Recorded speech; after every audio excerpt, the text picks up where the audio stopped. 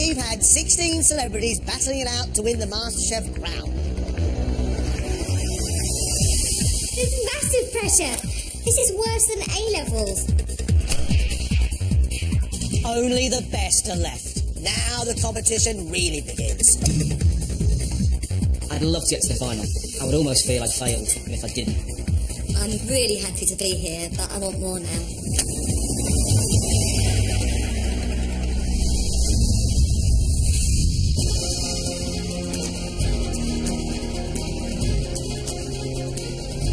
After 4 weeks of intense challenges, these 8 celebrities are back to fight for their place in the competition. It feels amazing to be in the final 8. But now I'm here, I really want to go for it. I want to really make my mark. I'm thinking about food, I'm dreaming about food. That's the first thing I think about in the morning. It's the last thing I think about before I sleep. I mean, it just takes over.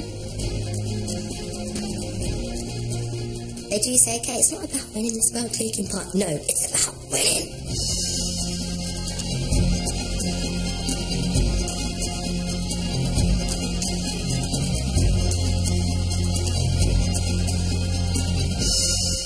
You've made it to the final 8. That is fantastic. That's a huge achievement. You have to cook for us one dish. One dish that shows that you have the potential to go further in the competition. If not, the potential to win the competition. At the end of this, not one, but 2 of you are going home. Ladies and gentlemen, 1.5 hours, your showstopper. Let's cook.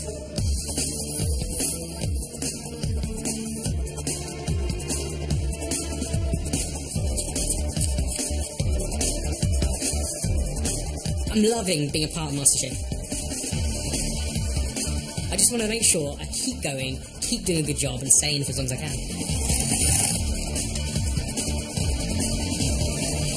Michael, the waft from your bench is one of butter, sugar and vanilla. Yes. Which can only mean one thing, a dessert. I think when it comes to a showstopper, whenever I've been out, it's always the desserts that make me go, wow. So I thought that was a good choice. I'm going to do a strawberry cheesecake, shortbread stack with vanilla cream. I'm going to end with something a little bit different, strawberry, basil and black pepper smoothie. I think at this stage in the competition, I need to be able to show that I can raise my game and achieve a higher level. Greg loves desserts. No, win over Greg, you had a touch. Because he'll win over John. He'll be like, come on, John, it's a dessert. It's got sugar in it, it's amazing. The issue for Michael is he's got not just one thing that can go wrong, he's got 3 things that can go wrong. And he's got to convince you and I that it's a really good idea to serve a strawberry smoothie with pepper and basil. I was taking this seriously from the first day I came in.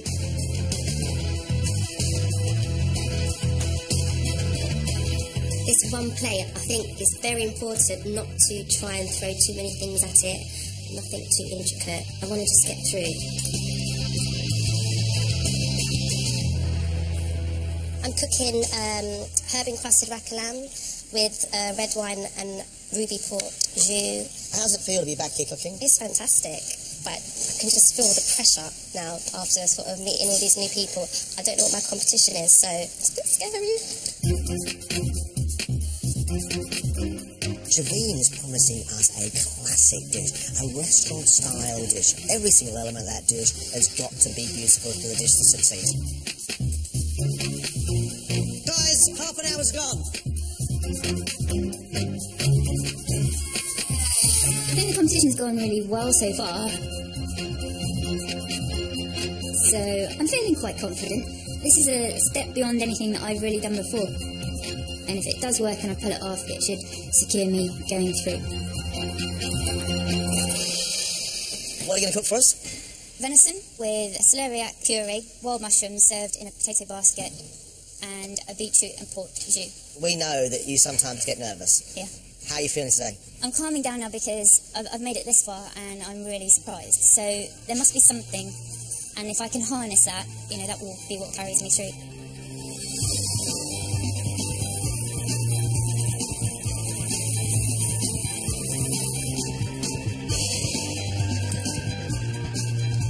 So far, I have lucked out big time. I'm nervous at any moment now. But John and Greg might realise I have a clue what I'm doing.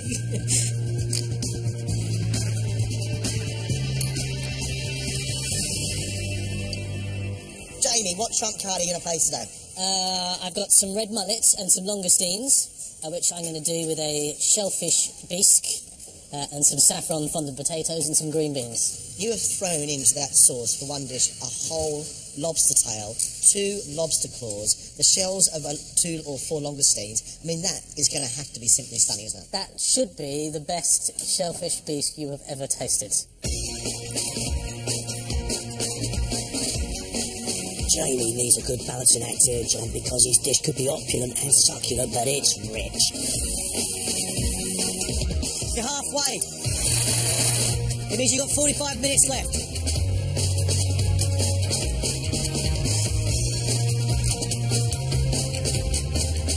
John and Greg have invested time in you. They've put you through to this point. And you want to do well for them, you really do. I'm not feeling very confident today. I've got a lot to do, and I haven't done it right once. Last night I was actually on the verge of breaking down and thinking of excuses not to come in. What are you cooking for us? I'm making a Moroccan high tea. It's basically like a normal high tea, but I'm doing a Moroccan twist to it. So I'm trying to bring my 2 great cultures together. So I'm doing saffron chicken sandwiches, stuffed sardine sandwiches, stuffed dates with almond paste, and I'm doing vanilla sablays. But why would you do all these little things rather than do one exquisite dish? I just feel like it's got to be, some of my personality's got to be on that plate.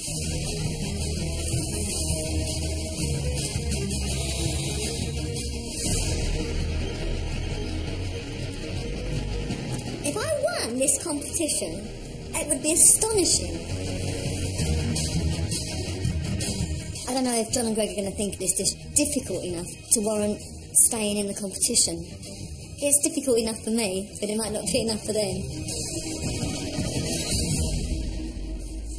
Cheryl, pressure's on today. What are you going to cook for us? Minced prawn agnolotti with a sautéed lobster and prawn oil with butternut squash puree. I thought I've just got to do something now that I'm out of my comfort zone. Why do you love this dish? It's really tasty. I liked the picture of how I imagined it would look. And I thought, right, let's have a go at this. And my daughter on Sunday said, could she have this dish instead of Sunday roast? I was a bit wounded because I love my Sunday roast, but yeah. Cheryl, still a huge amount of work to do, not a lot of time. No. You going to get it done? Yeah. I'll be done. Cheryl's doing agnolotti. It sounds a beautiful, elegant dish. For me, there is one thing she has to be very, very careful of. The butternut squash could overpower every single bit of work that Cheryl's doing. Only 20 minutes left. The learning curve in this process has been immense.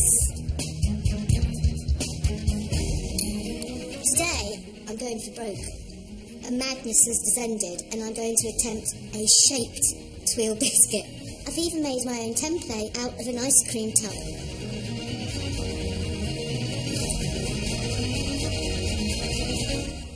Emma, the usual big smile on your face. Yes, happy to be back. What are you cooking for us to put a smile on our face? I'm going to do you a spiced pear stuffed with prunes that have been warmed in Armagnac, and I'm going to serve that with a pistachio praline cream and a orange tuile biscuit. You are promising a lot of dainty detail here, Emma. You're really pushing yourself. I really am. I think this is part of the process. It's about broadening your experience. And, I mean, when I first came here, I'd never poached an egg, lest we forget. And now, I've just made that. That's because of you two, that is. What has happened to Emma? John, she is cooking like a pro. Beautiful, stunning stuff, as long as she really has learned the skills to pull it off.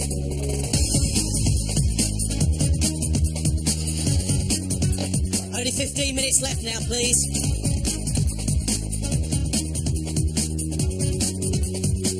Since I finished playing, I've craved that adrenaline rush, that buzz. Being in the kitchen has given me the majority of that buzz.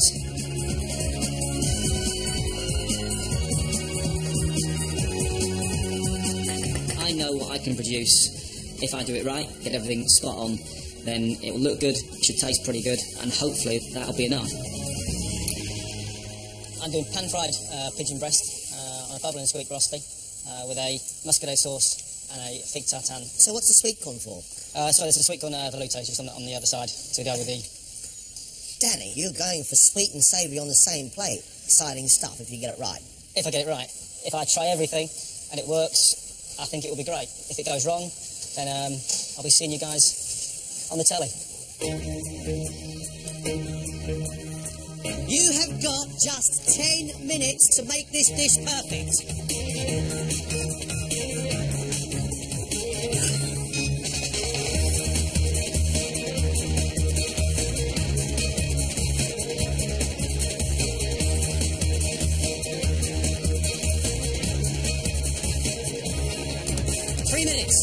Come on.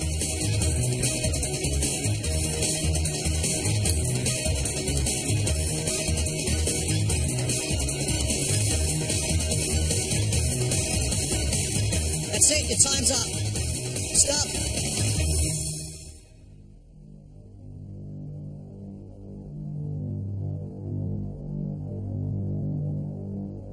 First up is Michael, who has made a trio of strawberry desserts.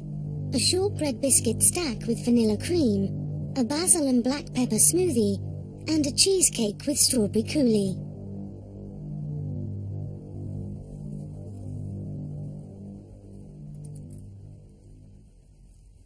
Your shortbread with the cream and the strawberries is beautifully executed. Soft, crumbly shortbread, buttery, but still sweet and lovely intense with the strawberries. Tang of basil. Sweetness of the strawberry, the wine-like flavour of strawberry. Yeah, pretty nice.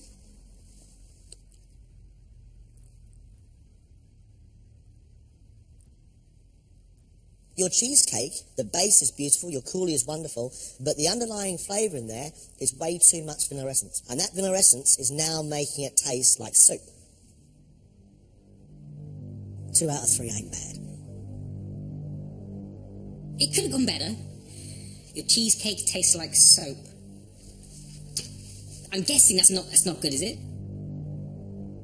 Rebecca served her venison on baked beetroot with a potato basket filled with celeriac and truffle oil puree and sautéed mushrooms, and a beetroot and port sauce.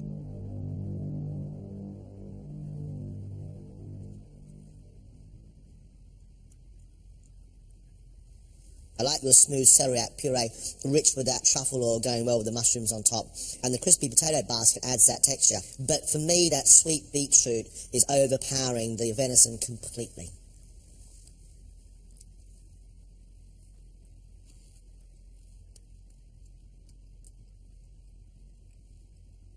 I really like your basket. Not easy to do and brilliantly well done. But I can't see anything standing up to the combination of celeriac, truffle oil and beetroot. I mean, they're big old flavours. It wasn't a disaster. I produced something that was fairly edible and looked really good. So I've done myself justice. Jamie's dish is pan-fried red mullet with langoustines, saffron fondant potatoes, red pepper, broad beans and sea beet with a shellfish bisque. Good looking dish, Jamie. And, very opulent. A whole lobster to make that sauce. Only the best for you guys. Yeah.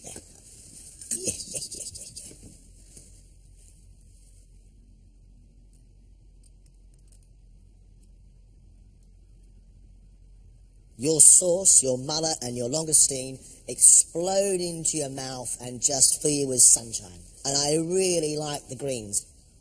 I love the flavours, Jamie. I think it's executed really well. I like the presentation. The sauce deserved a whole lobster in it. I'd take that home and I'd spread it on toast.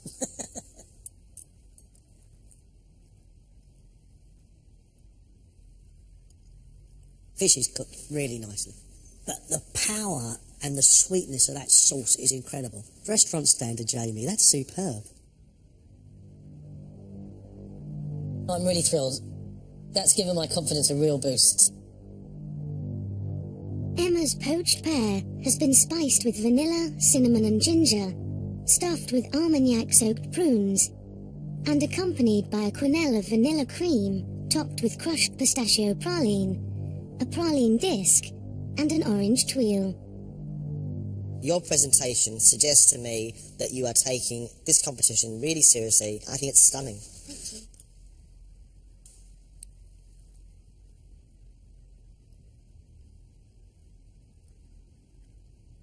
Great twills, beautifully poached pear, it's as soft as you like. Nice praline, everything made very, very well.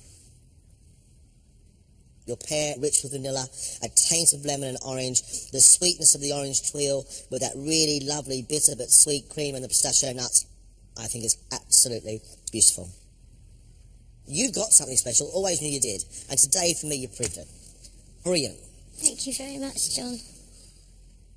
It was very important to me that I do something that justifies my being here, and I think I have managed to do that today, and I'm really, really pleased. Layla's Moroccan high tea consists of sablé biscuits, dates stuffed with almond and cinnamon, honey pancakes with fig jam and cinnamon clotted cream, and 3 kinds of open sandwich.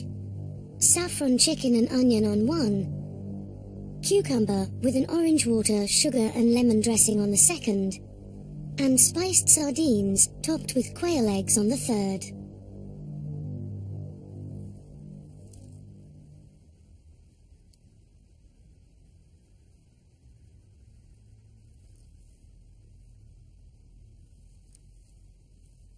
The stars of the show are the sweet notes. I love the honeycomb pancakes. Your vanilla sablés, beautifully made, rich with vanilla. Your dates without filling are beautiful. But the savoury notes, they're a bit rough around the edges. I don't like your savoury things. I find the chicken on the bread dry. I find the cucumber on the bread soggy. And egg and sardine, I just don't like.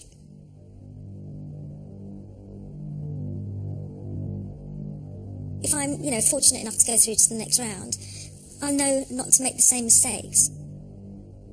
Danny's made pan-fried pigeon breast with a bubble and squeak rosti and a fig tart tatin. He's serving it with 2 sauces, muscadet and grape, and a sweet corn velouté.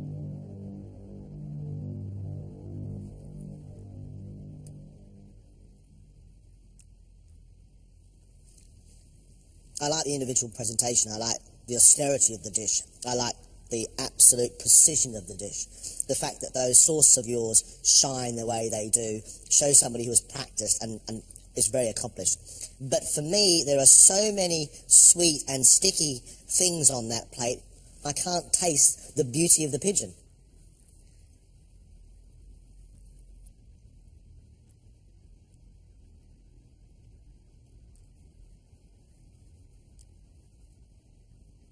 There are a little too many big flavours here for that pigeon.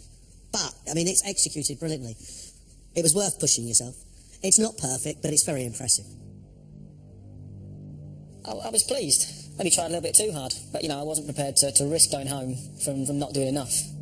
Javeen's parsley and thyme-crusted rack of lamb is resting on a potato and parsnip rosti with spinach, minted pea puree, baby carrots, and a red wine and port jus.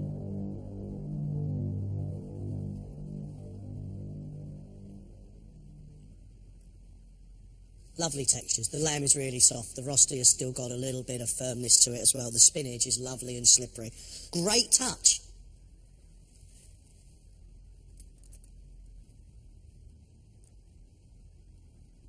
You start with that very, very sweet lamb and that wonderfully flavoured cooked spinach. Then you've got mint running through the peas as well, which is quite refreshing. And then you hit the huge amounts of garlic going through the breadcrumb on the lamb. All the beautiful cooking, all the work you put into that dish, everything which is really accomplished, has been completely masked by that very thick, strong sauce. I mean, it's jelly-like. It went okay. I was trying to get that thick sort of sauce, and I just failed miserably on it, so I'm a bit upset about that. Last up is Cheryl, who has made agnolotti stuffed with minced prawn, accompanied by sautéed lobster, butternut squash puree, and a fennel and star anise prawn oil. That's beautiful.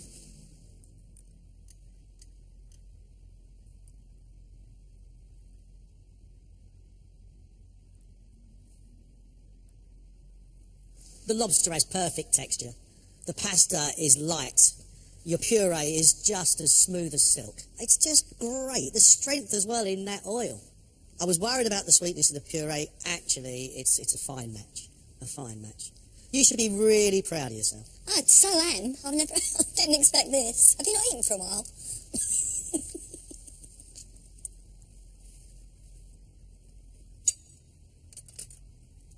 Your pasta is made beautifully, the filling is lovely and smooth, the puree is wonderful, the oil is wonderful and rich. I think it's really well made, I think it's really well executed, it's showing real skill. Cheryl, good on you. Yay! Thank you. That was unbelievable. I didn't dream that they'd react like that. I mean, I was just amazed. I can't believe that it all came off like it did. Our job now is to make a decision because 2 of you are going to leave the competition. Thank you very much indeed. Off you go.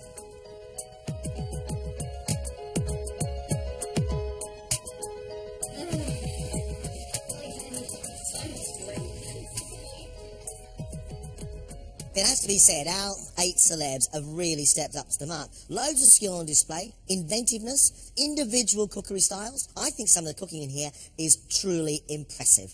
My standout contestant today was Cheryl Baker. The pasta with the prawn and the lobster and the prawn oil and even the butternut squash works. It was beautiful, beautiful food. Jamie Theakston with that red mullet and that langoustine, sensational. And that bisque, John, the strength and the quality of that bisque was worth the admission fee on its own. And our poached pear, beautifully presented, shining, exact. Swill from Emma. I mean, wow. Yeah, she's going for it. She's proved she can do it. She's in. Danny Mills can really cook, John. The technical ability, the precision, and the workload is just phenomenal. I don't think his dish worked as a whole dish, but the skill. The guy can cook. That sauce was as shiny as a mirror. It was unbelievable. 4 in, 4 people to talk about. We're going to lose 2. All 3 ways of the strawberry that Michael did was a great-looking dish, but the little cheesecake in the middle disappointed. It looked a picture. Unfortunately, it tastes like something out of the laundry. I will never eat cheesecake again if I go out on this. I thought Layla was brave today and really actually tried to come up with something original. There were some delicious things on there, but those savoury things, John, were just bits on bread. I'm not completely confident, but I hope they can see something there. Rebecca's food today, when you ate the whole dish, all you got was truffle oil, celeriac and beetroot. Couldn't taste the venison. For me to produce something that warrants me going through into the next stages would be a massive achievement. Javine can cook, undoubtedly, because she cooked the lamb really well. But her port and wine sauce was reduced almost down to glue, and the strength in it overpowered everything else on the plate. I'd be really upset if I was to go today. And I believe if I just kind of fine-tune a couple of things, I can do really well. So who stays? Who's got the skill? Who do I really believe in? Who do I think could actually challenge for the title? I think I know who should go.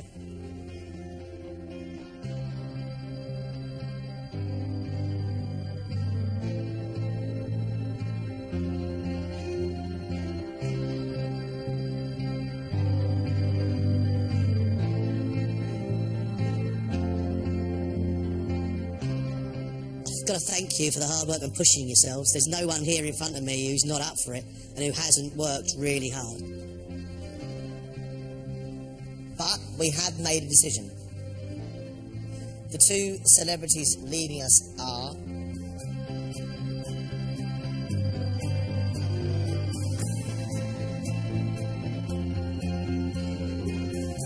Layla and Rebecca. Thank you, ladies.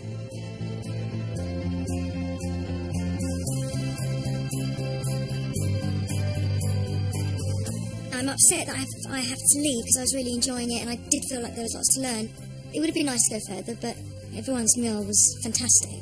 So I'm not surprised, I was kind of half expecting it. I think I've kind of achieved everything that I could have hoped to have done. Oh, I'm so happy. I feel amazing because I honestly feel I might be going. I've really got a chance now to push myself even further. I'm in the 5 or 6. I absolutely can't believe it. I'm relieved. Now, I would love to get to the final. Oh, it's amazing. I can't wait to tell my mum. She'll be made up.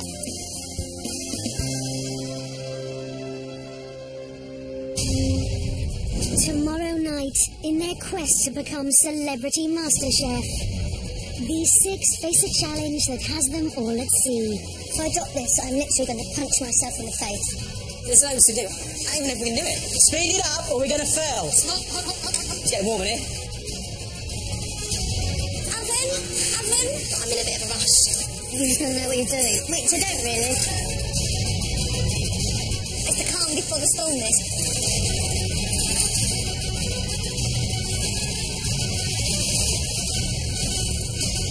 That is not good.